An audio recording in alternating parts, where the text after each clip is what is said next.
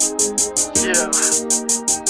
Bugura Daniel, Daniel, Solid Records. D-O-B-B-I-E. When it's Jadi Muzi, the musical entrepreneur. Bugura Daniel, Connection. Daniel, Daniel. Imi amungambo jimise, imi amungambo jikise, tirivani na vatanyere.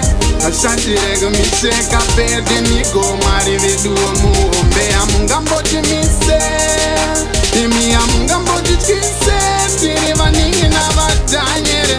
Ashantirega miseka perde nigo mari viduo muombe. Munogara muchitityisa muchitivhundusira. Of course mune masimba pane inonyika, asi chandoziva kudenga kuna Mwari. Even kumabasa munotityisira, nekuti munozviziva hatina kwekutizira. Zvese zvamunoreva hatigone kubikisa, hatina simba rekuti tikupindurei. Asi chandinoziva Mwari wedu achatirwira paruoko rwenyu mambo.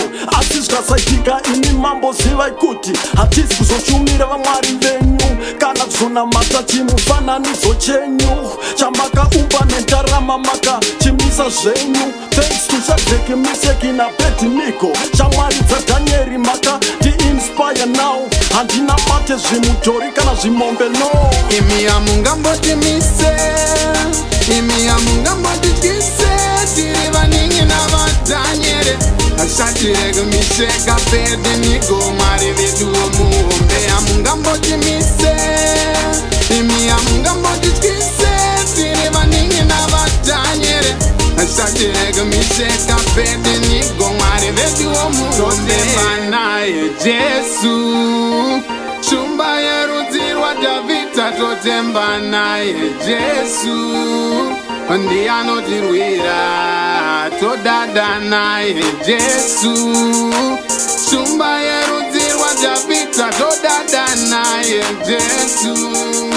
Ndiye anotirwira. Tisazvikudza kana kuzvitutumadza, kusvika pakukanganwa kudenga kuna Mwari.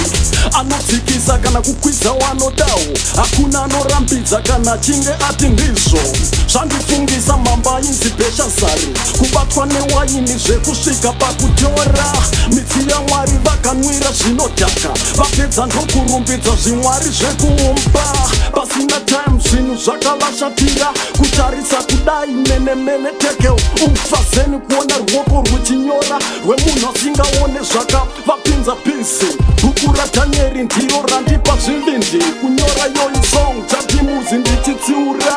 Vanozvikudza nevanotivhundutsira, kukanya vanhu vaMwari dai muri vamwe mambomira.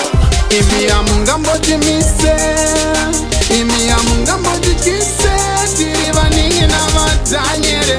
Ashantirega miseka perde nigo mari viduo muombe amungambo jimise, imi amungambo jikise, tirivani na vatanyere.